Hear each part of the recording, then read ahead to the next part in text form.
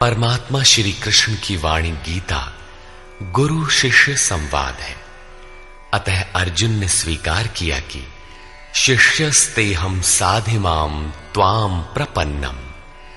भगवन, मैं आपका शिष्य हूं, आपकी शरण हूं। मुझे वो उपदेश दीजिए जिससे मैं परम श्रेय को प्राप्त हो जाऊं। अतः उस परम गुरु के चरणों में गीता आरंभ करने से पूर्व ये स्तुति गुरु वंदना प्रस्तुत की जा रही है। ओम श्री सद्गुरुदेव भगवान की जय।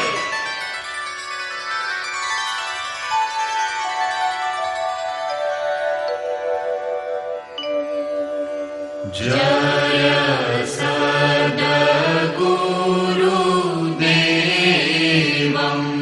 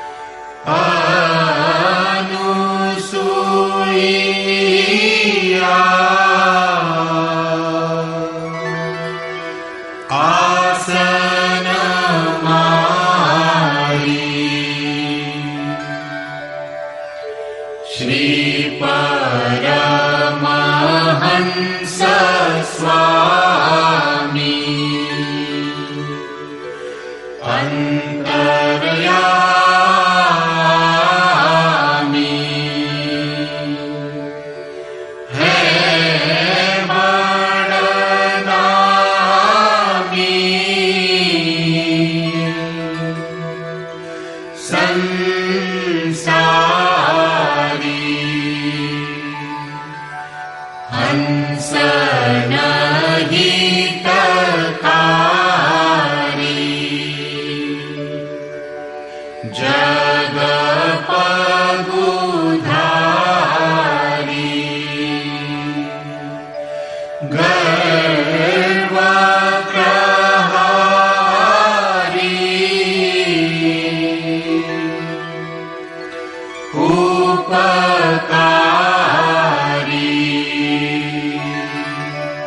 सतपंथ चलायो भरम मिटायो रूप लखायो करतारी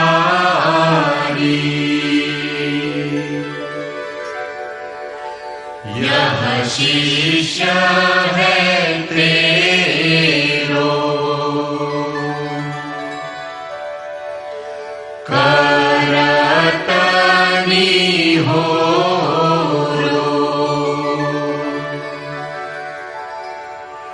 मोह पर हेरो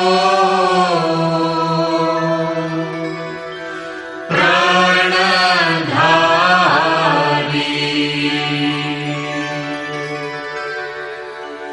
जय सद्गुरुदेवम्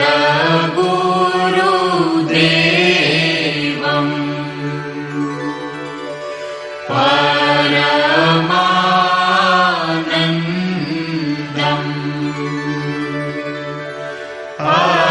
अमर शरीरम्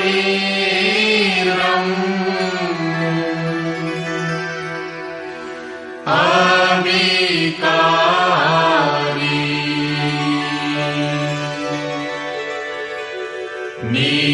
निरगुण निरमूलम्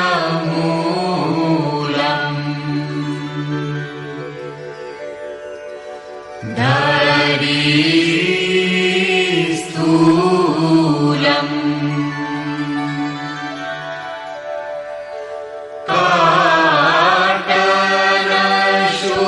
काटनशूलम् भवभारी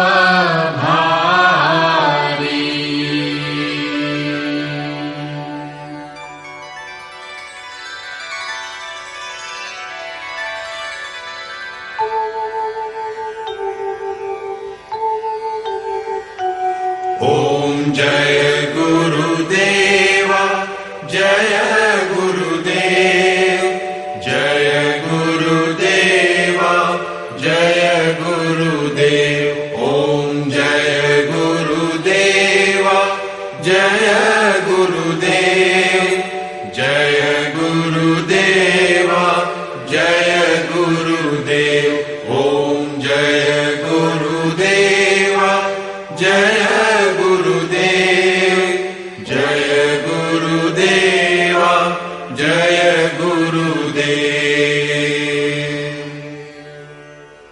अमृतंश बहनों तथा भाइयों, जिन महापुरुष ने समस्त वेदों का संकलन किया, वेदांत शास्त्र का प्रवर्तन किया, महाभारत तथा भागवत जिनकी कृतियां हैं, उन्होंने शास्त्रों के रूप में किसी ग्रंथ को मान्यता दी तो वो है भगवान श्री कृष्णोक्त गीता।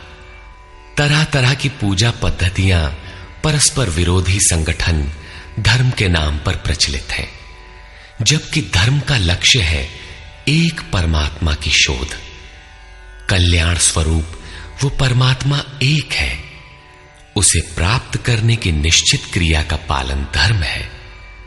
जब परमात्मा एक है, उसे प्राप्त करने की क्रिया एक है, तो बहुत से पंथ क्यों? इसके समाधान के लिए प्रस्तुत है यथार्थ गीता का भावांश, ये गीता कैसेट। धर्म के सरल स्वरूप और उसकी प्राप्ति हेतु निर्धारित क्रिया का क्रमबद्ध तथा पूर्ण विवरण योगेश्वर श्री कृष्णोक्त गीता है। विश्व के प्रत्येक महापुरुष ने जो कुछ भी साधन बताया है, वो सब का सब तथा अनेक गोपनीय स्थितियों का स्पष्टीकरण अकेले गीता में है। इसलिए संपूर्ण मानव जाति के कल्याण का अतर्क शास्त्र गीता है। महाभारत में संकेत है कि कि जब कौरवों और पांडवों की सेनाएं आमने सामने खड़ी हो गईं, तो संपूर्ण निशांतर कौरवों में प्रवेश कर गए और सभी देवता पांडवों में। इस कथन से महर्षि व्यास ने स्पष्ट कर दिया कि गीता के सभी पात्र देवता या असुर हैं तथा प्रतीकात्मक हैं। प्रत्येक मनुष्य के अंतःकरण में दैवी और आसुरी दो प्रकृतियां अनादिकाल से हैं। दैवी शक्तियों के सहयोग से जब मनुष्य अपने आत्म स्वरूप की ओर अग्रसर होता है, तो काम, क्रोध, राग, द्वेष इत्यादि आसुरी वृत्तियां बाधा के रूप में आक्रमण करती हैं। उनका पार पाना ही वास्तविक युद्ध है। अर्जुन श्रेय के लिए विकल था। उसकी दृष्टि में श्रेय का उपाय था कुल धर्म, पिंडोदक क्रिया, वर्ण संकर से बचाव, कुल क्षय से बचने के लिए युद्ध न करना इत्यादि। मात्र इतनी सी शंका के समाधान हेतु भगवान को उसे 18 अध्याय गीता समझानी पड़ी। अंत में पूछा कि क्या तेरा मोह नष्ट हुआ? अर्जुन ने स्वीकार किया कि भगवान, मेरा मोह नष्ट हो गया और अब मैं वैसा ही करूंगा जैसा भगवान ने उपदेश दिया है। वस्तुतः ये केवल अर्जुन की शंका नहीं थी, बल्कि मानव मात्र की शंका है कि श्रेय क्या है, उसे कैसे प्राप्त करें। इसलिए स्त्री पुरुष, आबाल वृद्ध, मानव मात्र के लिए गीता के 18 अध्याय का अनुशीलन एवं नियमित पाठ नितांत आवश्यक है, जिससे ब्रह्म विधि की स्मृति सृजित रहे तथा बच्चों में भी इन कल्याणकारी संस्कारों का सृजन हो सके। इस गीता ज्ञान के बिना कोई भी मनुष्य उस ईश्वर के पथ पर नहीं चल सकता। अक्षय सुख, शाश्वत शांति, लोक में समृद्धि तथा मूल शंका समाधान हेतु इन कैसेटों का संकलन किया गया है। इसके नियमित श्रवण से संपूर्ण परिवार तथा स्वजन समुदाय को सुसंस्कृत करें।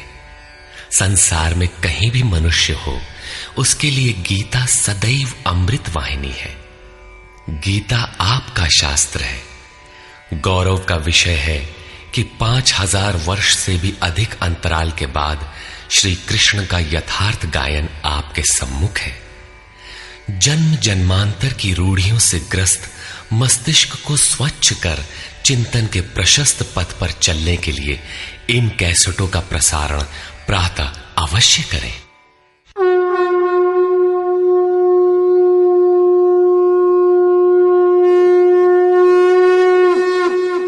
ओम श्री परमात्मने नमः। यथार्थ गीता, श्रीमद् भगवत गीता, अथ प्रथमो अध्यायः।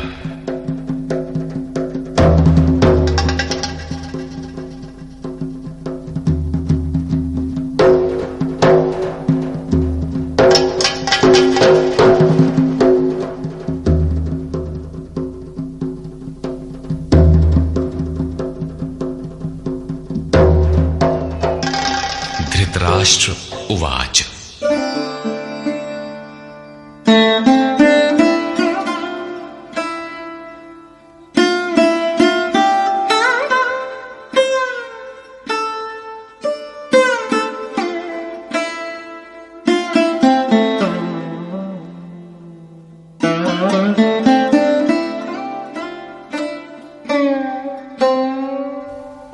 धर्मक्षेत्रे कुरुक्षेत्रे समवेता युयुत्सवः मामकाः पाण्डवाश्चैव किमकुर्वत संजय।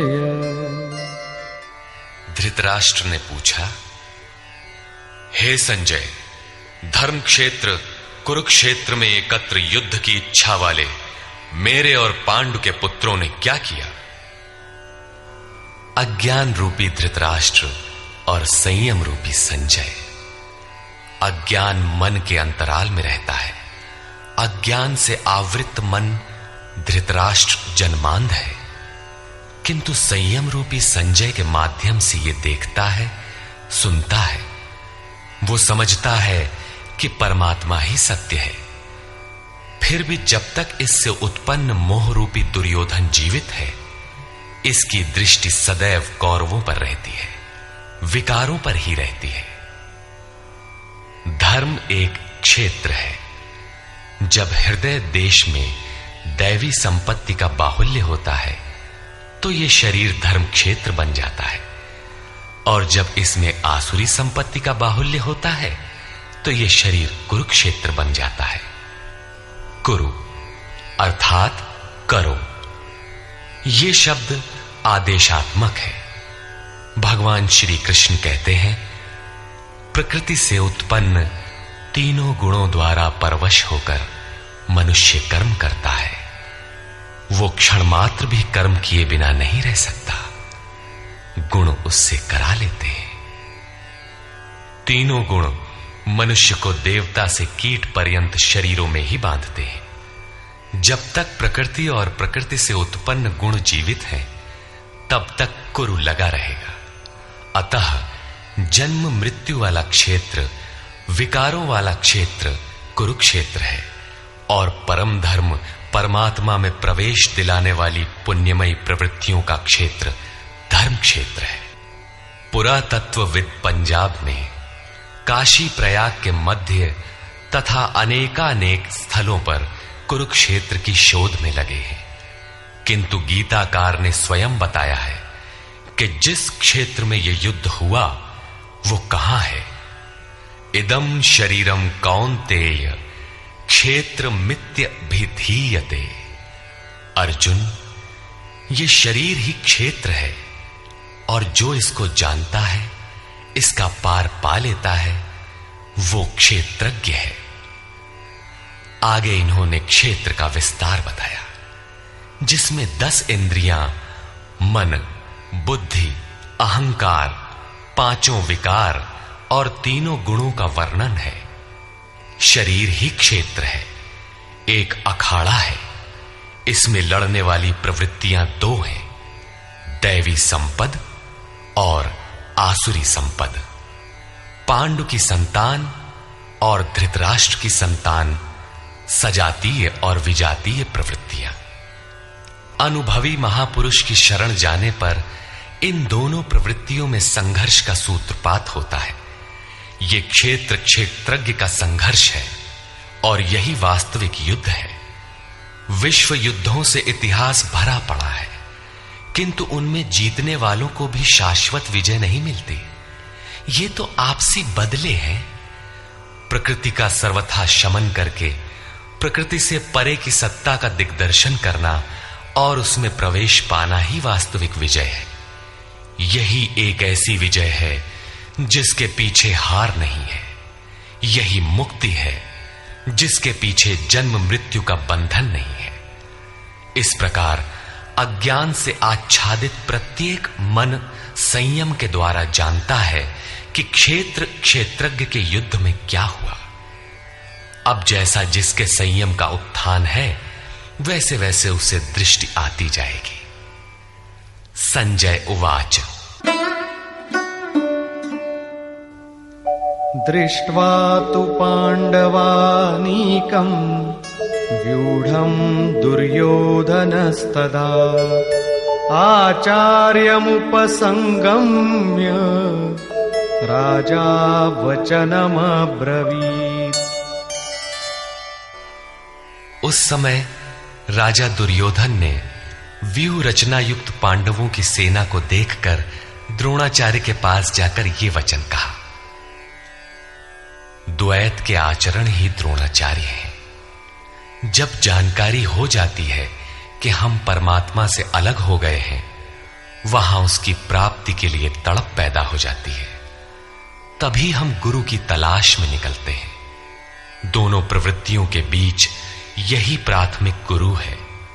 यद्यपि बाद के सद्गुरु योगेश्वर श्री कृष्ण होंगे, जो योग की स्थिति वाले होंगे।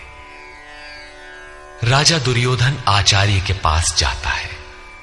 मोह रूपी दुर्योधन। मोह संपूर्ण व्याधियों का मूल है, राजा है। दुर्योधन दुरु अर्थात दूषित, योधन अर्थात वह धन। आत्मिक संपत्ति ही स्थिर संपत्ति है, उसमें जो दोष उत्पन्न करता है वो है मोह। ये प्रकृति की ओर खींचता है और वास्तविक जानकारी के लिए प्रेरणा भी प्रदान करता है। मोह है तभी तक पूछने का प्रश्न भी है, अन्यथा सभी पूर्ण ही हैं। अतः व्यूह रचना युक्त पांडवों की सेना को देखकर, अर्थात पुण्य से प्रवाहित सजातीय वृत्तियों को संगठित देखकर, मोह रूपी दुर्योधन ने गुरु द्रोण के पास जाकर यह कहा, पश्यैतां पांडुपुत्राणां आचार्य महतीं चमू व्यूढ़ां द्रुपदपुत्रेण तव शिष्येण धीमता। हे आचार्य, आपके बुद्धिमान शिष्य द्रुपद पुत्र धृष्टद्युम्न द्वारा व्यूहाकार खड़ी की हुई पांडु पुत्रों की इस भारी सेना को देखिए। शाश्वत अचल पद में आस्था रखने वाला दृढ़ मन ही धृष्टद्युम्न है। यही पुण्यमयी प्रवृत्तियों का नायक है। साधन कठिन न मन कर टेका। साधन कठिन नहीं, मन की दृढ़ता कठिन होनी चाहिए। अब देखें सेना का विस्तार। अत्र शूरा महेश्वासा भीमार्जुन समायुधि युयुधानो विराटश्च द्रुपदश्च महारथः। इस सेना में महेश्वासा, महान ईश में वास दिलाने वाले भाव रूपी भीम, अनुराग रूपी अर्जुन के समान बहुत से शूरवीर, जैसे सात्विकता रूपी सात्यकी, विराट सर्वत्र ईश्वरी प्रवाह की धारणा, महारथी राजा द्रुपद अर्थात अचल स्थिति, तथा धृष्टकेतुश्चेकितानः काशीराजश्च वीर्यवान् पुरुजित् कुन्तिभोजश्च शैब्यश्च नरपुंगवः। धृष्टकेतु दृढ़ कर्तव्य, चेकितानः जहां भी जाए वहां से चित्त को खींचकर इष्ट में स्थिर करना, काशीराजः काया रूपी काशी में ही वो साम्राज्य है, पुरुजित स्थूल सूक्ष्म और कारण शरीरों पर विजय दिलाने वाला पुरुजित, कुंती भोजः कर्तव्य से भव पर विजय, नरों में श्रेष्ठ शैव्य अर्थात सत्य व्यवहार। युधामन्युश्च विक्रान्तः उत्तमौजाश्च वीर्यवान् सौभद्रो द्रौपदेयाश्च सर्व एव महारथाः। और पराक्रमी युधामन्यु, युद्ध के अनुरूप मन की धारणा, उत्तमौजाह शुभ की मस्ती, सुभद्रा पुत्र अभिमन्यु। जब शुभ आधार आ जाता है तो मन भय से रहित हो जाता है। ऐसा शुभ आधार से उत्पन्न अभय मन, ध्यान रूपी द्रौपदी के पांचों पुत्र, वात्सल्य, लावण्य, सौम्यता, स्थिरता, सहृदयता, सब के सब महारथी है। साधन पथ पर संपूर्ण योग्यता के साथ चलने की क्षमताएं हैं। इस प्रकार दुर्योधन ने पांडव पक्ष के 15-20 नाम गिनाए, जो दैवी संपद के महत्वपूर्ण अंग है। विजातीय प्रवृत्ति का राजा होते हुए भी मोह ही सजातीय प्रवृत्तियों को समझने के लिए बाध्य करता है। दुर्योधन अपना पक्ष संक्षेप में कहता है, यदि कोई बाह्य युद्ध होता तो अपनी फौज बढ़ा चढ़ा कर गिनाता, विकार कम गिनाए गए, क्योंकि उन पर विजय पाना है, वे नाशवान हैं। केवल 5-7 विकार बताए गए, जिनके अंतराल में संपूर्ण बहिर्मुखी प्रवृत्ति विद्यमान है, जैसे अस्माकं तु विशिष्टाये तान्निबोध द्विजोत्तम नायका मम सैन्यस्य संज्ञार्थं तान् ब्रवीमि ते। द्विजोत्तम, हमारे पक्ष में जो जो प्रधान हैं उन्हें भी आप समझ लें। आपको जानने के लिए मेरी सेना के जो नायक हैं उनको कहता हूं। बाह्य युद्ध में सेनापति के लिए द्विजोत्तम संबोधन असामयिक है। वस्तुतः गीता अंतःकरण की 2 प्रवृत्तियों का संघर्ष है, जिसमें द्वैत का आचरण ही द्रोण है। जब तक हम लेश मात्र भी आराध्य से अलग हैं, तब तक प्रकृति विद्यमान है, द्वैत बना है। इस द्वि पर जय पाने की प्रेरणा प्रथम गुरु द्रोणाचार्य से मिलती है। अधूरी शिक्षा ही पूर्ण जानकारी के लिए प्रेरणा प्रदान करती है। वो पूजा स्थली नहीं, वहां शौर्य सूचक संबोधन होना चाहिए। विजातीय प्रवृत्ति के नायक कौन कौन हैं?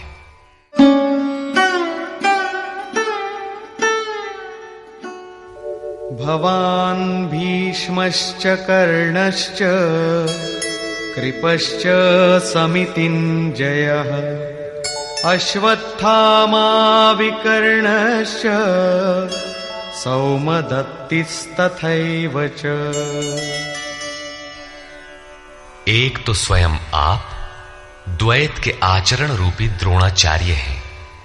भ्रम रूपी पितामह भीष्म है। भ्रम इन विकारों का उद्गम है, अंत तक जीवित रहता है, इसलिए पितामह है। समूची सेना मर गई, ये जीवित था। शरशैया पर अचेत था, फिर भी जीवित था। ये है भ्रम रूपी भीष्म। भ्रम अंत तक रहता है। इसी प्रकार विजातीय कर्म रूपी कर्ण तथा संग्राम विजयी कृपाचार्य हैं। साधनावस्था में साधक द्वारा कृपा का आचरण ही कृपाचार्य है। भगवान कृपाधाम है और प्राप्ति के पश्चात संत का भी वही स्वरूप है।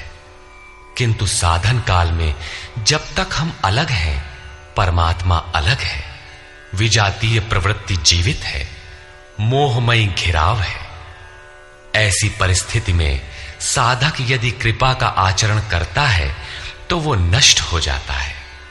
सीता ने दया की तो कुछ काल लंका में प्रायश्चित करना पड़ा। विश्वामित्र दयार्द्र हुए, पतित होना पड़ा। योग सूत्रकार महर्षि पतंजलि भी यही कहते हैं, ते समाधा वुपसर्गा व्युत्थाने सिद्धयः। व्युत्थान काल में सिद्धियां प्रकट होती हैं, वे वास्तव में सिद्धियां हैं, किंतु कैवल्य प्राप्ति के लिए उतनी ही बड़ी विघ्न है जितने काम, क्रोध, लोभ, मोह इत्यादि। गोस्वामी तुलसीदास का भी यही निर्णय है। माया अनेक विघ्न करती है, रिद्धियां प्रदान करती है, यहां तक कि सिद्ध बना देती है। ऐसी अवस्था वाला साधक बगल से निकल भर जाए, मरणासन रोगी भी जी उठेगा। वो भले ठीक हो जाए, किंतु साधक उसे अपनी देन मान बैठे तो नष्ट हो जाएगा। एक रोगी के स्थान पर हजारों रोगी घेर लेंगे। भजन चिंतन का क्रम अवरुद्ध हो जाएगा और उधर बहकते बहकते प्रकृति का बाहुल्य हो जाएगा। यदि लक्ष्य दूर है और साधक कृपा करता है तो कृपा का अकेला आचरण ही समितिंजय समूची सेना को जीत लेगा। इसलिए साधक को पूर्ति पर्यंत इससे सतर्क रहना चाहिए। दया बिनु संत कसाई, दया करी तो आफत आई। लेकिन अधूरी अवस्था में यह विजातीय प्रवृत्ति का दुर्धर्ष योद्धा है। इसी प्रकार आसक्ति रूपी अश्वत्थामा, विकल्प रूपी विकर्ण और भ्रममयी श्वास ही भूरिश्रवा है। ये सभी बहिर्मुखी प्रवाह के नायक हैं।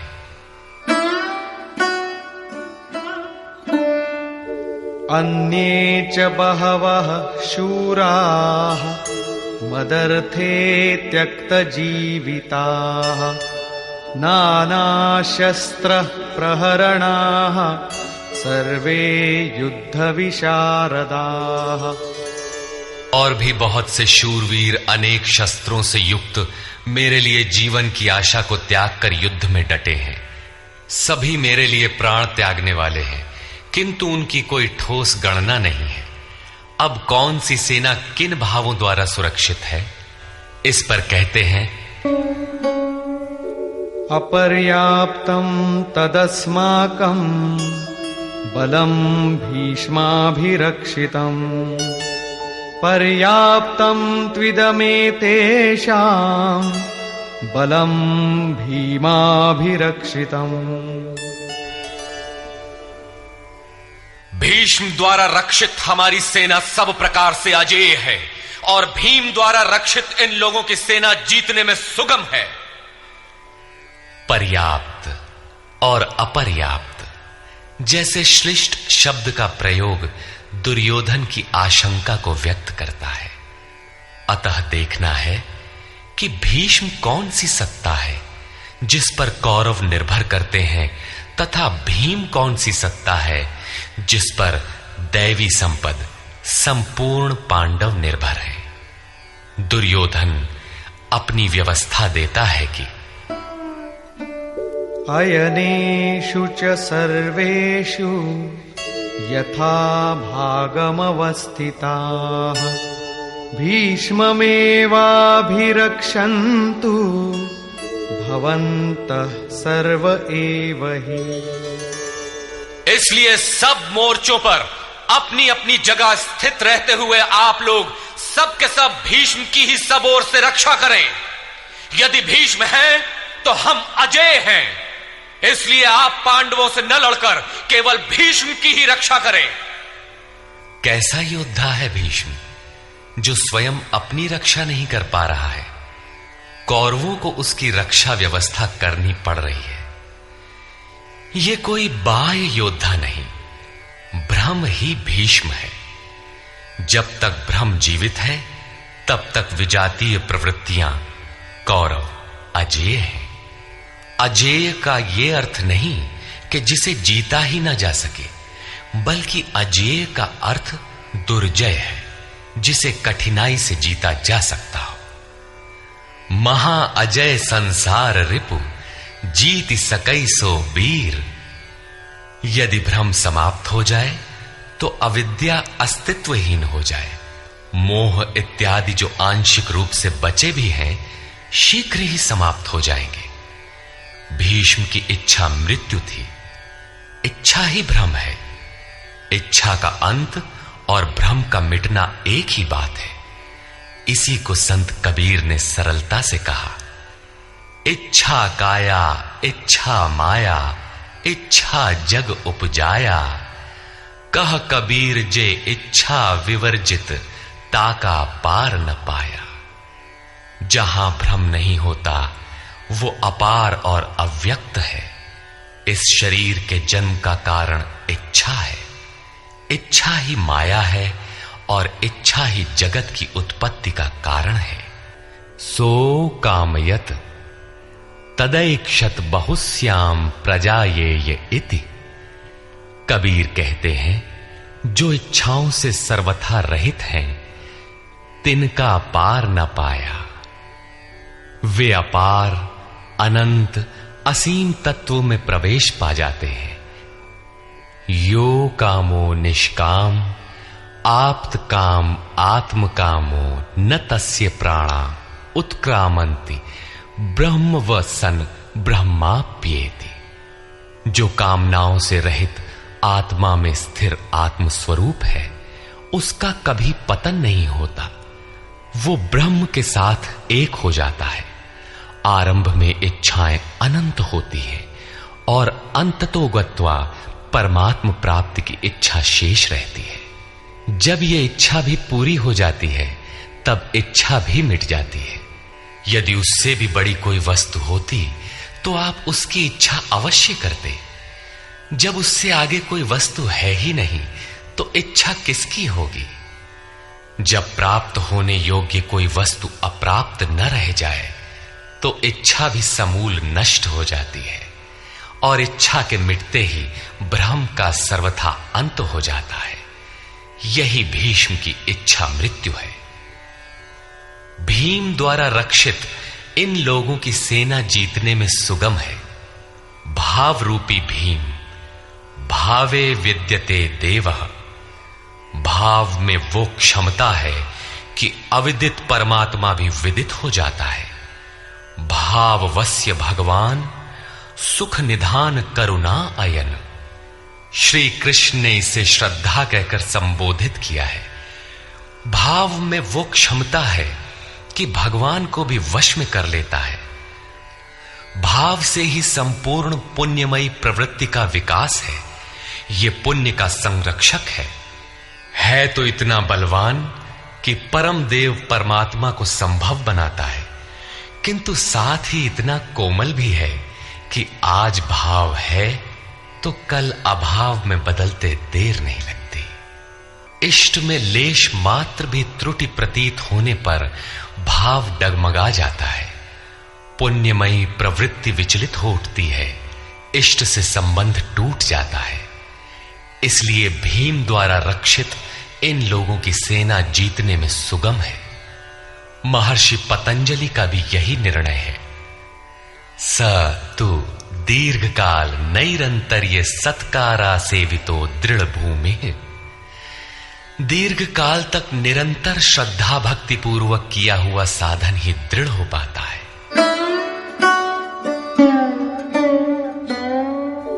तस्य संजनयन् हर्षं कुरु वृद्धः पितामहः।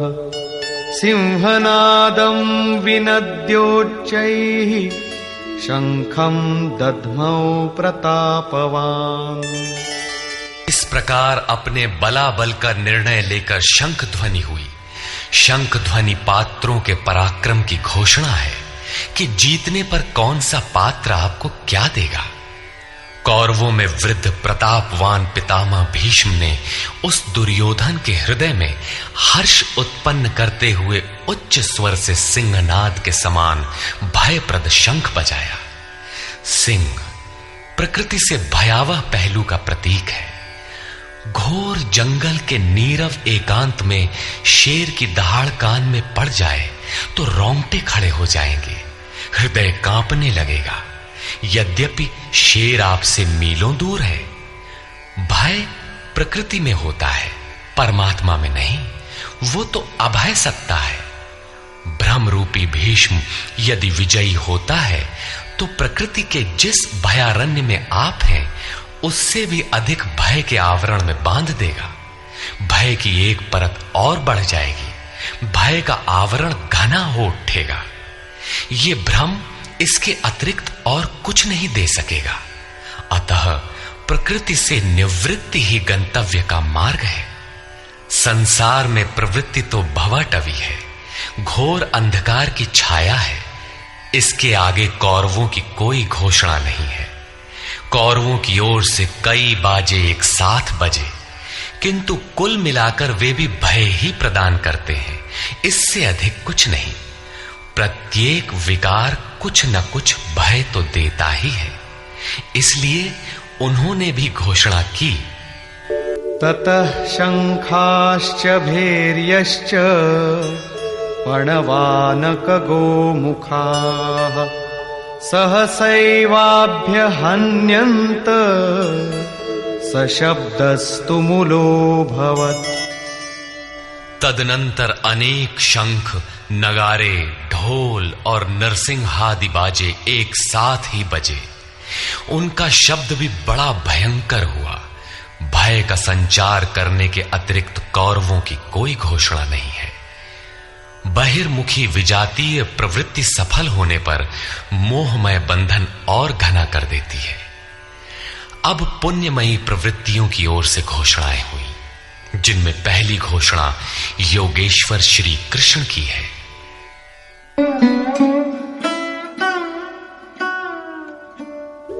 ततः श्वेतैर्हयैर्युक्ते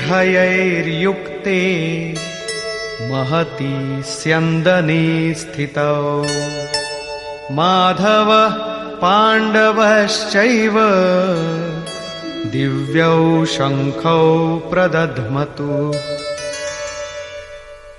इसके उपरांत श्वेत घोड़ों से युक्त, जिनमें लेश मात्र कालिमा दोष नहीं है, श्वेत सात्विक निर्मलता का प्रतीक है।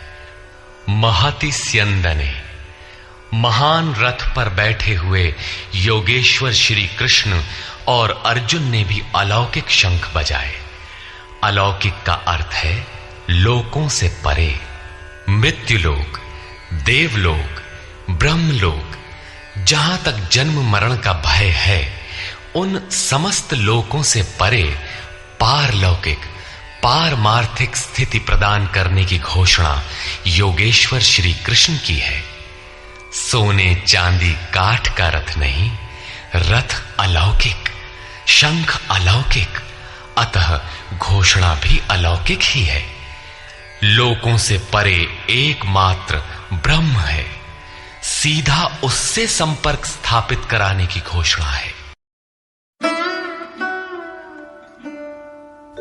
पांचजन्यम ऋषिकेशो देवदत्तं धनंजयः पौंड्रम दध्मौ महाशंखं भीमकर्मावृकोदरः।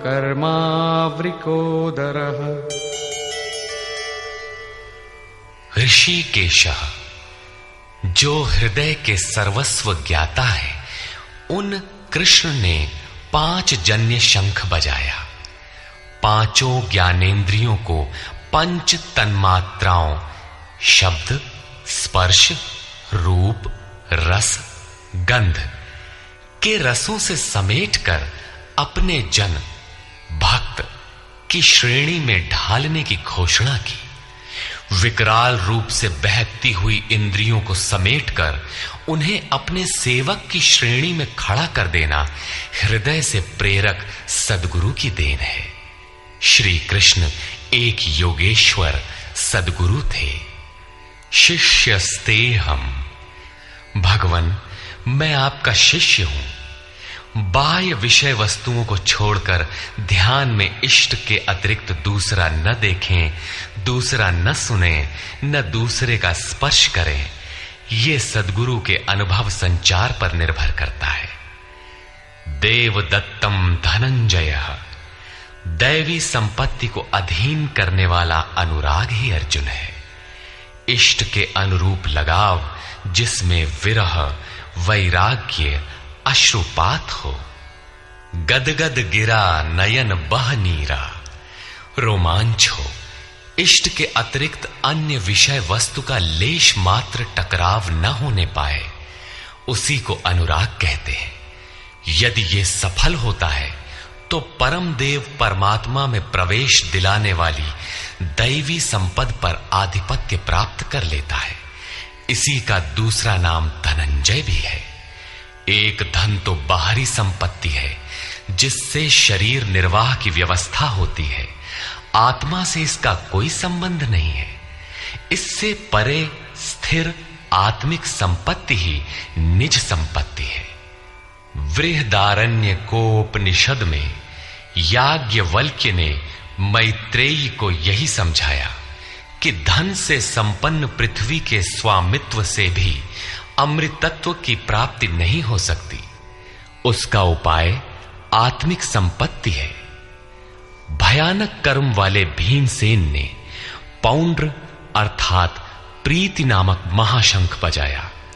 भाव का उद्गम और निवास स्थान हृदय है, इसलिए इसका नाम वृकोदर है। आपका भाव लगाव बच्चे में होता है, किंतु वस्तुतः वो लगाव आपके हृदय में है, जो बच्चे में जाकर मूर्त होता है। ये भाव अथाह और महान बलशाली है। उसने प्रीति नामक महाशंख बजाया। भाव में ही वो प्रीति निहित है, इसीलिए भीम ने पौंड्र प्रीति नामक महाशंख बजाया। भाव महान बलवान है, किंतु प्रीति संचार के माध्यम से। हरि व्यापक सर्वत्र समाना, प्रेम ते प्रकट हो ही मैं जाना। अनंत विजयं राजा कुंती पुत्रो युधिष्ठिरः नकुलः सहदेवश्च सुघोषमणिपुष्पकौ। कुंती पुत्र राजा युधिष्ठिर ने अनंत विजय नामक शंख बजाया। कर्तव्य रूपी कुंती और धर्म रूपी युधिष्ठिर। धर्म पर स्थिरता रहेगी तो अनंत विजयम, अनंत परमात्मा में स्थिति दिलाएगा। युद्धे स्थिरः सह युधिष्ठिरः। प्रकृति पुरुष क्षेत्र क्षेत्रज्ञ के संघर्ष में स्थिर रहता है, महान दुख से भी विचलित नहीं होता।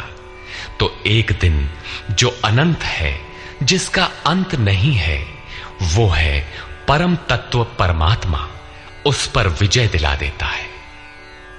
नियम रूपी नकुल ने सुघोष नामक शंख बजाया।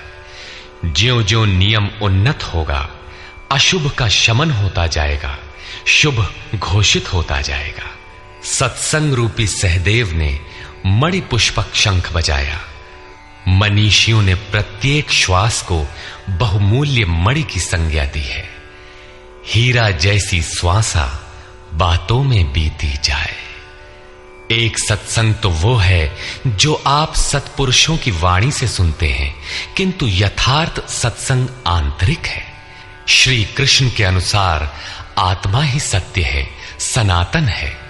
चित्त सब ओर से सिमटकर आत्मा की संगत करने लगे, यही वास्तविक सत्संग है।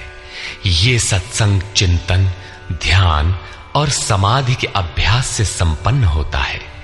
ज्यों-ज्यों सत्य के सान्निध्य में सुरत टिकती जाएगी, त्यों-त्यों एक एक श्वास पर नियंत्रण मिलता जाएगा। मन सहित इंद्रियों का निरोध होता जाएगा। जिस दिन सर्वथा निरोध होगा, वस्तु प्राप्त हो जाएगी। वाद्य यंत्रों की तरह चित्त का आत्मा के स्वर में स्वर मिलाकर संगत करना ही सत्संग है। बाह्य मणि कठोर है, किंतु श्वास मणि पुष्प से भी कोमल है। पुष्प तो विकसित होने या टूटने पर कुम्हलाता है, किंतु आप अगले श्वास तक जीवित रहने की गारंटी नहीं दे सकते। किंतु सत्संग सफल होने पर प्रत्येक श्वास पर नियंत्रण दिलाकर परम लक्ष्य की प्राप्ति करा देता है। इसके आगे पांडवों की कोई घोषणा नहीं है, किंतु प्रत्येक साधन कुछ न कुछ निर्मलता के पथ में दूरी तय करता है। आगे कहते हैं,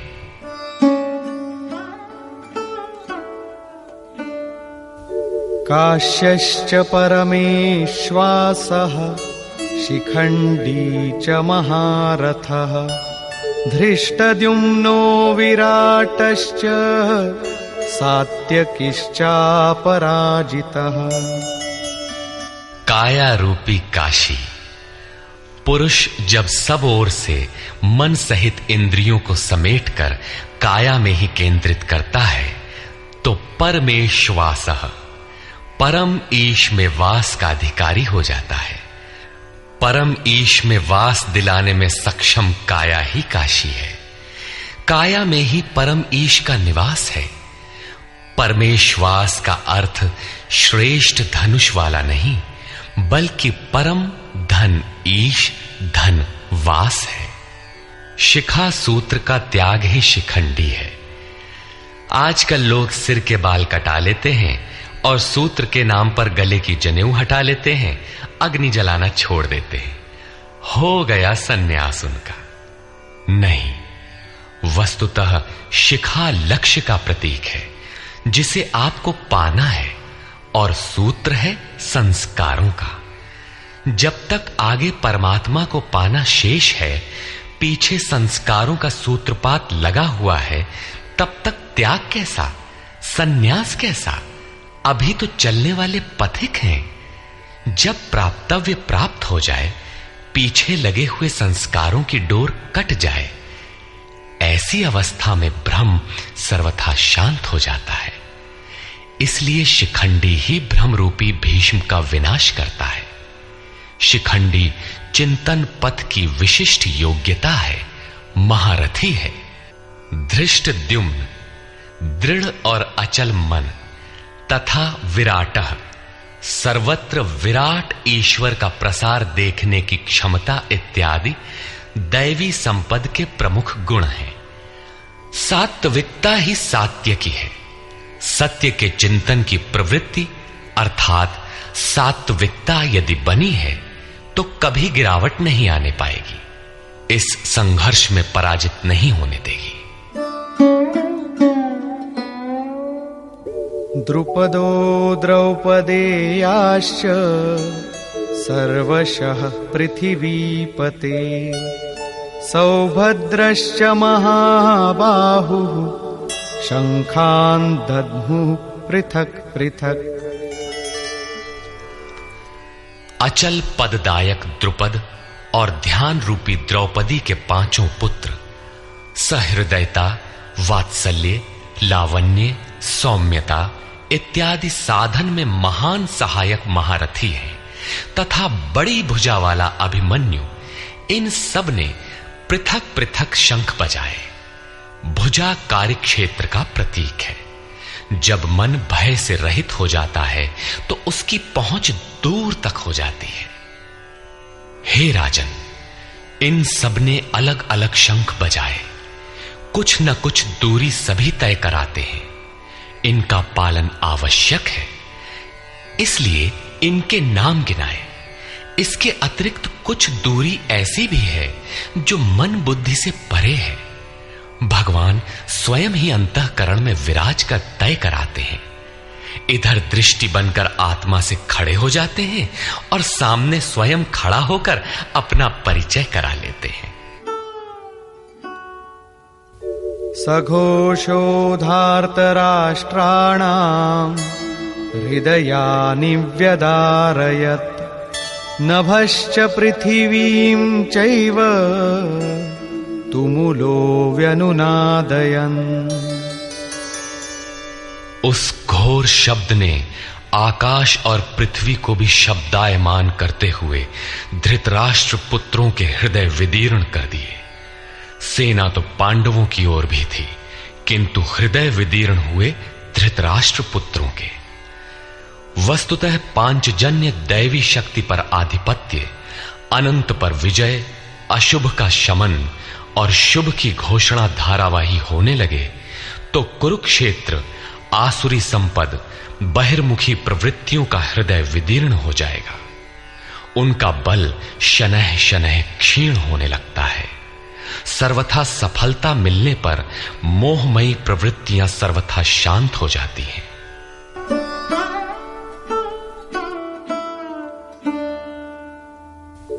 अथ व्यवस्थितान् दृष्ट्वा धार्तराष्ट्रान् कपिध्वजः प्रवृत्ते शस्त्रसम्पाते धनुरुद्यम्य पाण्डवः ऋषिकेशं तदा वाक्यम् इदमाह महीपते सेनयोरुभयोर्मध्ये रथं स्थापयमेच्युत।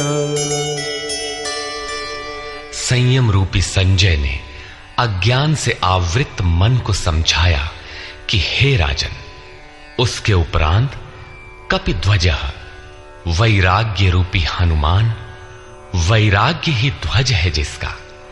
ध्वज राष्ट्र का प्रतीक माना जाता है, कुछ लोग कहते हैं ध्वजा चंचल थी, इसलिए कपिध्वज कहा गया, किंतु नहीं, यहां कपि साधारण बंदर नहीं, स्वयं हनुमान थे, जिन्होंने मान अपमान का हनन किया था। सममान निरादर आदरहीन। प्रकृति की देखी सुनी वस्तुओं से, विषयों से राग का त्याग ही वैराग्य है। अतः वैराग्य ही जिसकी ध्वजा है, उस अर्जुन ने व्यवस्थित रूप से धृतराष्ट्र पुत्रों को खड़े देखकर शस्त्र चलने की तैयारी के समय धनुष उठाकर ऋषिकेशम, जो हृदय के सर्वस्व ज्ञाता है, उन योगेश्वर श्री कृष्ण से ये वचन कहा, हे अच्युत, जो कभी च्युत नहीं होता, मेरे रथ को दोनों सेनाओं के बीच खड़ा करिए।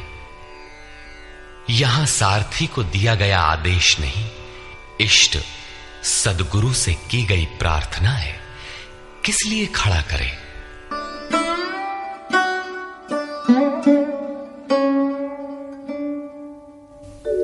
यावदेतान् निरीक्षेऽहम् योद्धुकामानवस्थितान् कैर्मया सह योद्धव्यम् अस्मिन् रणसमुद्यमे।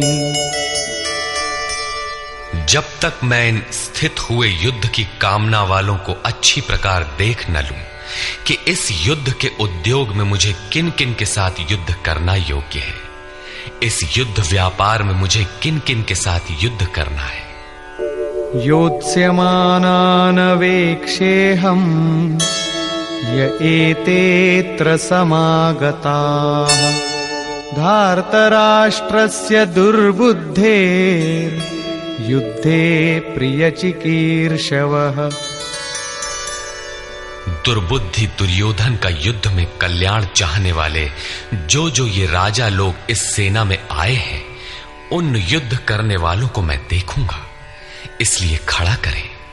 मोह रूपी दुर्योधन, मोहमयी प्रवृत्तियों का कल्याण चाहने वाले जो राजा इस युद्ध में आए हैं, उनको मैं देख लूं। संजय उवाच।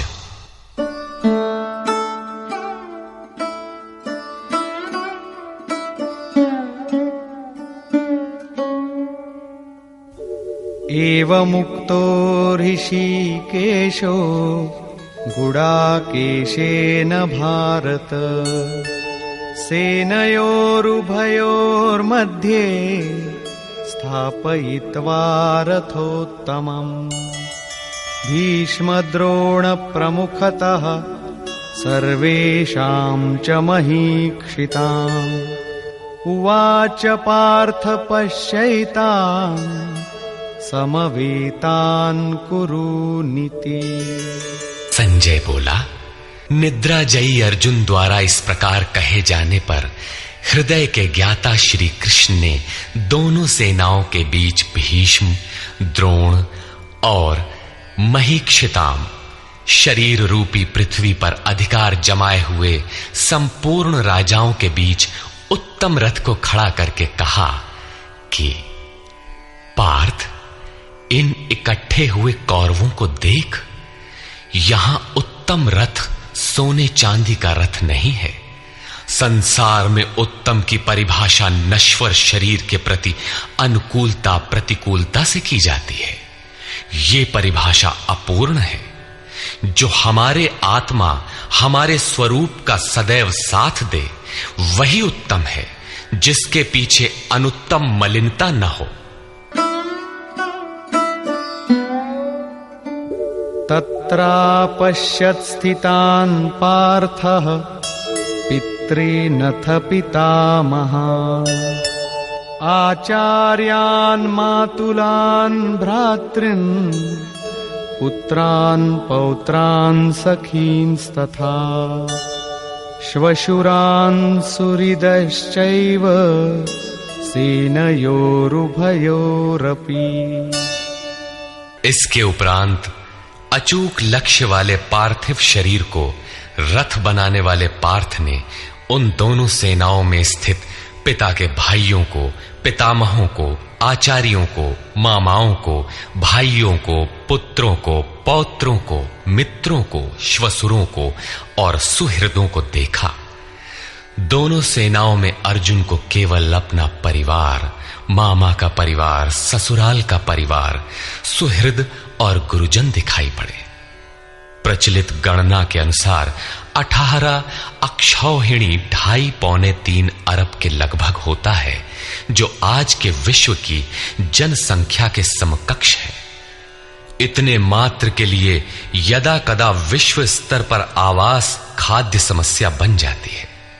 इतना बड़ा जन समूह अर्जुन के 3-4 रिश्तेदारों का परिवार मात्र था। क्या इतना बड़ा भी किसी का परिवार होता है? कदापि नहीं। यह हृदय देश का चित्रण है। तान् समीक्ष्य स कौन्तेयः सर्वान् बन्धूनवस्थितान् कृपया परयाविष्टो विषीदन्निदमब्रवीत्। इस प्रकार खड़े हुए उन संपूर्ण बंधुओं को देखकर अत्यंत करुणा से आवृत वो कुंती पुत्र अर्जुन शोक करता हुआ बोला। अर्जुन उवाच।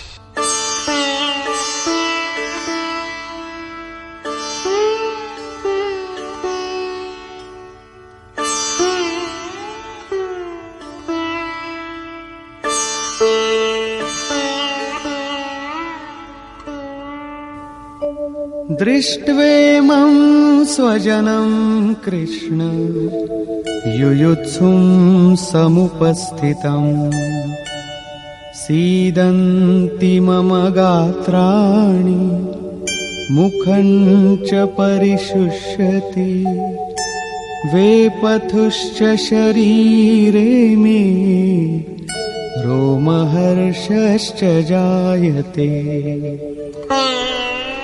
हे कृष्ण, इस युद्ध की इच्छा वाले खड़े हुए स्वजन समुदाय को देखकर मेरे अंग शिथिल हुए जाते हैं, मुख सूखा जाता है और मेरे शरीर में कंप तथा रोमांच हो रहा है। इतना ही नहीं, गांडीवं स्रंसते हस्तात् त्वक्चैव परिदह्यते न च शक्नोम्यवस्थातुं भ्रमतीव च मे मनः। हाथ से गांडीव गिरता है, त्वचा भी जल रही है। अर्जुन को ज्वर सा हो आया, संतप्त हो उठा कि ये कैसा युद्ध है जिसमें स्वजन ही खड़े हैं। अर्जुन को भ्रम हो गया। वो कहता है, अब मैं खड़ा रह पाने में भी अपने को असमर्थ पा रहा हूं। अब आगे देखने की सामर्थ्य नहीं है। निमित्तानि च पश्यामि विपरीतानि केशव न च श्रेयोनुपश्यामि हत्वा स्वजनमाहवे। हे केशव, इस युद्ध का लक्षण भी विपरीत ही देखता हूं। युद्ध में अपने कुल को मारकर परम कल्याण भी नहीं देखता हूं। कुल को मारने से कल्याण कैसे होगा?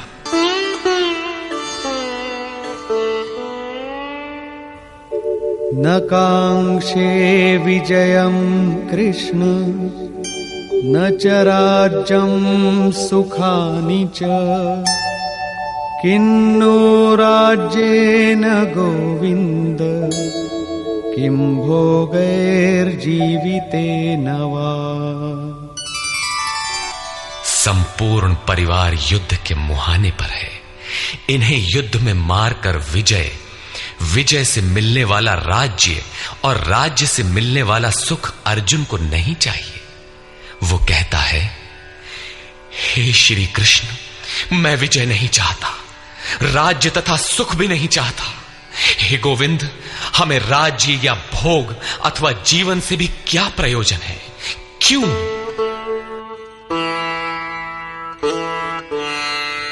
येषामर्थे काङ्क्षितं नो राज्यं भोगाः सुखानि च तैमेव स्थिता युद्धे प्राणांस् त्यक्त्वा धनानि च।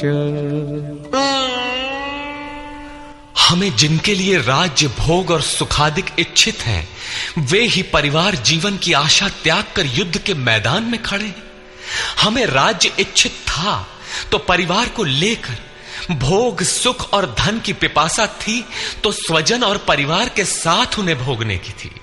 किंतु जब सब के सब प्राणों की आशा त्याग कर खड़े हैं तो मुझे सुख राज्य या भोग नहीं चाहिए। ये सब इन्हीं के लिए प्रिय थे। इनसे अलग होने पर हमें इनकी आवश्यकता नहीं है।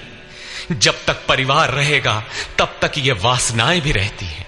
झोपड़ी में रहने वाला भी अपने परिवार, मित्र और स्वजन को मारकर विश्व का साम्राज्य स्वीकार नहीं करेगा। अर्जुन यही कहता है कि हमें भोग प्रिय थे, विजय प्रिय थी, किंतु जिनके लिए थी जब वे ही नहीं रहेंगे तो भोगों से क्या प्रयोजन। इस युद्ध में मारना किसे है।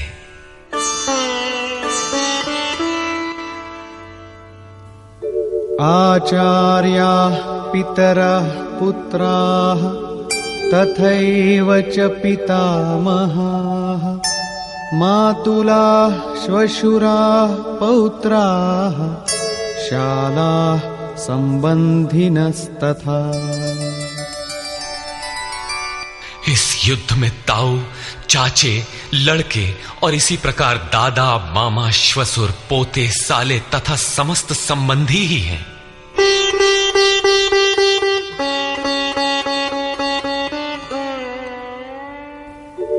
एतान्न हन्तुमिच्छामि घ्नतोऽपि मधुसूदन अपि त्रैलोक्यराज्यस्य हेतो किन्नु मही कृते। हे मधुसूदन, मुझे मारने पर भी अथवा 3 लोक के राज्य के लिए भी मैं इन सबको मारना नहीं चाहता। फिर पृथ्वी के लिए कहना ही क्या। 18 अक्षौहिणी सेना में अर्जुन को अपना परिवार ही दिखाई पड़ा। इतने अधिक स्वजन वास्तव में क्या हैं? वस्तुतः अनुराग ही अर्जुन है। भजन के आरंभ में प्रत्येक अनुरागी के समक्ष यही समस्या रही है। सभी चाहते हैं कि हम भजन करें, उस परम सत्य को पालें, किंतु किसी अनुभवी सद्गुरु के संरक्षण में कोई अनुरागी जब क्षेत्रज्ञ के संघर्ष को समझता है कि हमें किन से लड़ना है तो वो हताश हो जाता है। वो चाहता है कि हमारे पिता का परिवार, ससुराल का परिवार, मामा का परिवार, सुहृद, मित्र और गुरुजन साथ रहे, सभी सुखी रहें और इन सब की व्यवस्था करते हुए हम परमात्म स्वरूप की प्राप्ति भी कर लें। किंतु जब वो समझता है कि आराधना में अग्रसर होने के लिए परिवार छोड़ना होगा, इन संबंधों का मोह समाप्त करना होगा, तो वो अधीर हो उठता है। पूज्य महाराज जी कहा करते थे, मरना और साधु होना बराबर है। साधु के लिए सृष्टि में दूसरा कोई जीवित है भी, किंतु घर वालों के नाम पर कोई नहीं है। यदि कोई है तो लगाव है, मोह समाप्त कहां हुआ। जहां तक लगाव है उसका पूर्ण त्याग, उस लगाव के अस्तित्व मिटने पर ही उसकी विजय है। इन संबंधों का प्रसार ही तो जगत है, अन्यथा जगत में हमारा क्या है। तुलसीदास कहे चिद विलास जग, बूझत बूझत बूझ है। मन का प्रसार ही जगत है। योगेश्वर कृष्ण ने भी मन के प्रसार को ही जगत कहकर संबोधित किया। जिसने इसके प्रभाव को रोक लिया, उसने चराचर जगत ही जीत लिया। इहैव तैर्जितः सर्गो येषां साम्ये स्थितम मनः। केवल अर्जुन अधीर था ऐसी बात नहीं है। अनुराग सबके हृदय में है। प्रत्येक अनुरागी अधीर होता है, उसे संबंधी याद आने लगते हैं। पहले वो सोचता था कि भजन से कुछ लाभ होगा तो ये सब सुखी होंगे, इनके साथ रहकर उसे भोगेंगे। जब ये साथ ही नहीं रहे तो सुख लेकर क्या करेंगे। अर्जुन की दृष्टि राज्य सुख तक ही सीमित थी। वो त्रिलोकी के साम्राज्य को ही सुख की पराकाष्ठा समझता था। इसके आगे भी कोई सत्य है, इसकी जानकारी अर्जुन को अभी नहीं है। निहत्य धार्तराष्ट्रान्नः का प्रीति स्याज्जनार्दन पापमेवाश्रयेदस्मान् हत्वैतानाततायिनः। हे जनार्दन, धृतराष्ट्र के पुत्रों को मारकर भी हमें क्या प्रसन्नता होगी। जहां धृतराष्ट्र अर्थात धृष्टता का राष्ट्र है, उससे उत्पन्न मोह रूपी दुर्योधन इत्यादि को मारकर भी हमें क्या प्रसन्नता होगी। इन आतताइयों को मारकर हमें पाप ही तो लगेगा। जो जीवन यापन के तुच्छ लाभ के लिए अनीति अपनाता है वो आतताई कहलाता है, किंतु वस्तुतः इससे भी बड़ा आतताई वो है जो आत्मा के पथ में अवरोध उत्पन्न करता है। आत्मदर्शन में बाधक काम, क्रोध, लोभ, मोह आदि का समूह ही आतताई है। तस्मान्नार्हा वयं हन्तुं धार्तराष्ट्रान् स्वबान्धवान् स्वजनं हि कथं हत्वा सुखिनः स्याम माधव। इससे हे माधव, अपने बांधव धृतराष्ट्र के पुत्रों को मारने के लिए हम योग्य नहीं हैं। स्वबांधव कैसे? वे तो शत्रु थे ना। वस्तुतः शरीर के रिश्ते अज्ञान से उत्पन्न होते हैं। ये मामा है, ससुराल है, स्वजन समुदाय है, ये सब अज्ञान ही तो है। जब शरीर ही नश्वर है तब इसके रिश्ते ही कहां रहेंगे। मोह है तभी तक सुहृद है, हमारा परिवार है, हमारी दुनिया है। मोह नहीं तो कुछ भी नहीं। इसीलिए वे शत्रु भी अर्जुन को स्वजन दिखाई पड़े। वो कहता है कि अपने कुटुंब को मारकर हम कैसे सुखी होंगे। यदि अज्ञान और मोह न रहे तो कुटुंब का अस्तित्व न हो। यह अज्ञान ज्ञान का प्रेरक भी है। भर्तृहरि, तुलसी इत्यादि अनेक महानुभावों को वैराग्य की प्रेरणा पत्नी से मिली, तो कोई सौतेली मां के व्यवहार से खिन्न होकर वैराग्य पथ पर अग्रसर हुआ दिखाई देता है।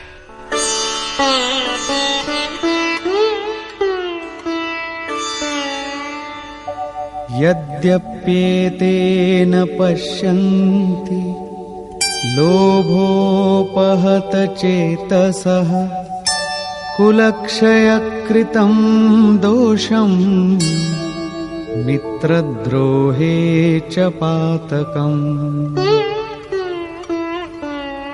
यद्यपि लोभ से भ्रष्ट चित्त हुए ये लोग कुल नाश के दोष और मित्र द्रोह के पाप को नहीं देखते हैं, ये उनकी कमी है।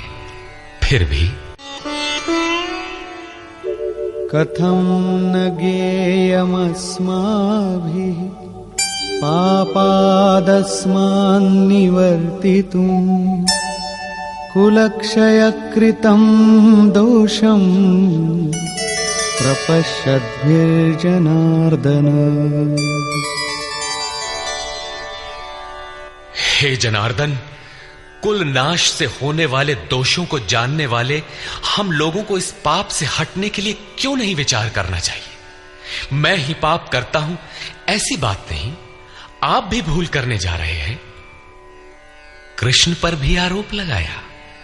अभी वो समझ में अपने को कृष्ण से कम नहीं मानता। प्रत्येक नया साधक सद्गुरु की शरण जाने पर इसी प्रकार तर्क करता है और अपने को जानकारी में कम नहीं समझता। यही अर्जुन भी कहता है कि ये भले न समझें, किंतु हम आप तो समझदार हैं। कुल नाश के दोषों पर हमें विचार करना चाहिए। कुल नाश में दोष क्या है? कुलक्षये प्रणश्यन्ति कुलधर्माः सनातनाः धर्मे नष्टे कुलं कृत्स्नम् अधर्मोऽभिभवत्युत। कुल के नाश होने से सनातन कुल धर्म नष्ट हो जाते हैं। अर्जुन कुल धर्म कुलाचार को ही सनातन धर्म समझ रहा था। धर्म के नाश होने पर संपूर्ण कुल को पाप भी बहुत दबा लेता है। अधर्माभिभवात् कृष्ण प्रदुष्यन्ति कुलस्त्रियः स्त्रीषु दुष्टासु वार्ष्णेय जायते वर्णसंकरः।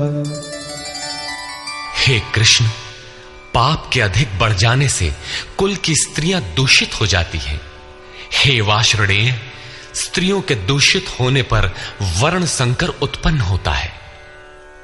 अर्जुन की मान्यता थी कि कुल की स्त्रियों के दूषित होने से वर्ण संकर होता है, किंतु श्री कृष्ण ने इसका खंडन करते हुए आगे बताया कि मैं अथवा स्वरूप में स्थित महापुरुष यदि आराधना क्रम में भ्रम उत्पन्न कर दे तब वर्ण संकर होता है। वर्ण संकर के दोषों पर अर्जुन प्रकाश डालता है।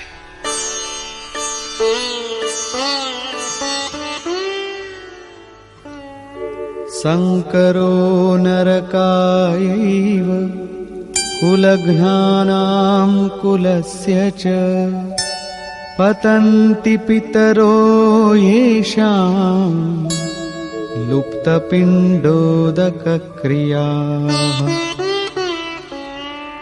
वर्ण संकर कुल घातियों और कुल को नरक में ले जाने के लिए ही होता है। लुप्त हुई पिंड क्रिया वाले इनके पितर लोग भी गिर जाते हैं।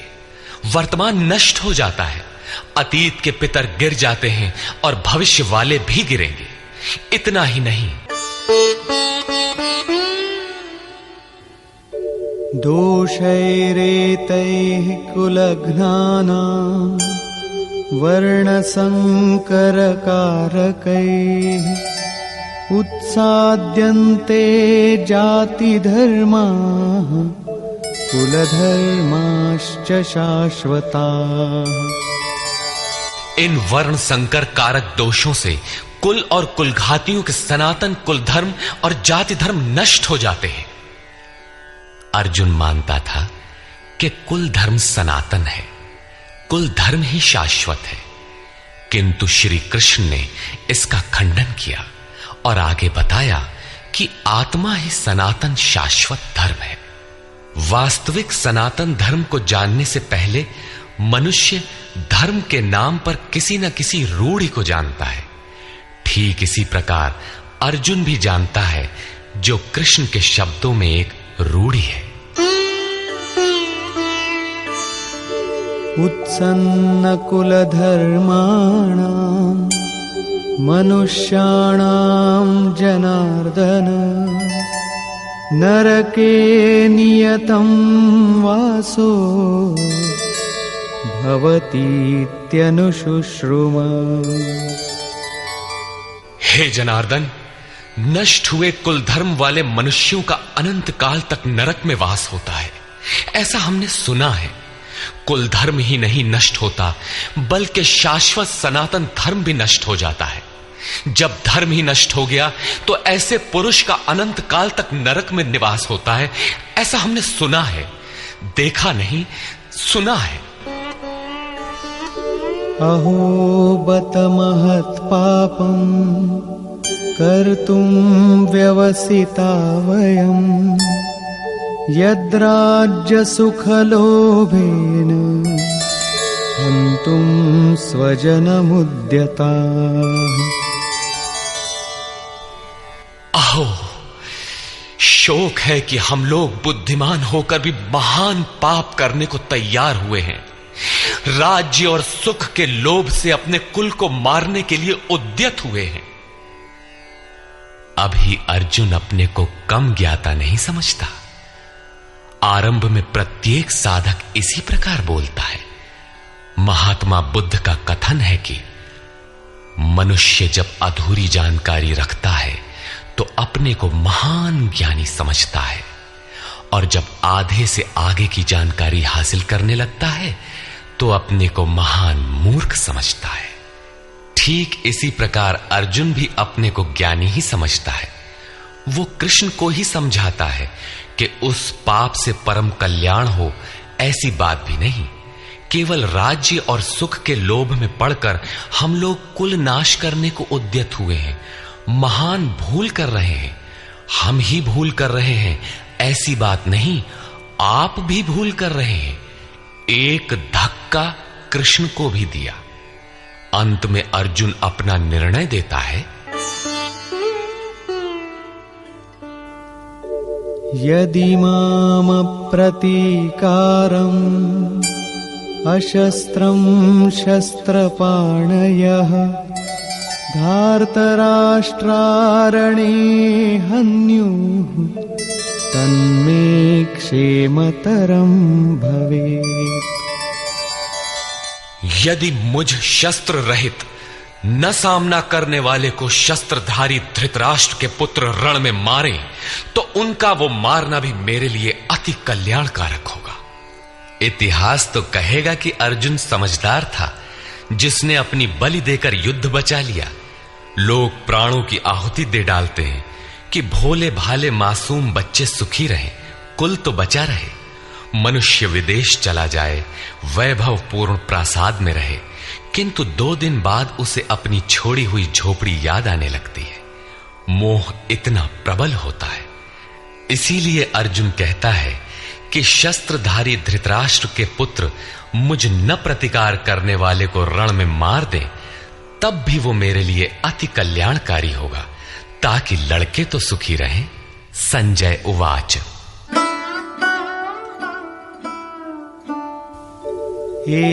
एवमुक्त्वार्जुनः संख्ये रथोपस्थ उपाविशत् विसृज्य सशरं चापं शोकसंविघ्नमानसः।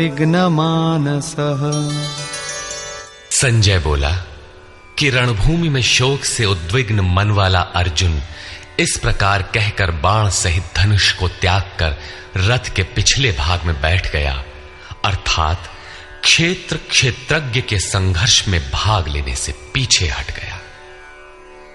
निष्कर्ष, गीता क्षेत्र क्षेत्रज्ञ के युद्ध का निरूपण है। यह ईश्वरीय विभूतियों से संपन्न भगवत स्वरूप को दिखाने वाला गायन है। यह गायन जिस क्षेत्र में होता है वह युद्ध क्षेत्र शरीर है, जिसमें 2 प्रवृत्तियां हैं, धर्म क्षेत्र और कुरुक्षेत्र। उन सेनाओं का स्वरूप और उनके बल का आधार बताया। शंख ध्वनि से उनके पराक्रम की जानकारी मिली। तदनंतर जिस सेना से लड़ना है उसका निरीक्षण हुआ, जिसकी गणना 18 अक्षौहिणी अर्थात लगभग 6.5 अरब कही जाती है, किंतु वस्तुतः वे अनंत हैं। प्रकृति के दृष्टिकोण 2 हैं, एक इष्टोन्मुखी प्रवृत्ति दैवी संपद, दूसरी बहिर्मुखी प्रवृत्ति आसुरी संपद।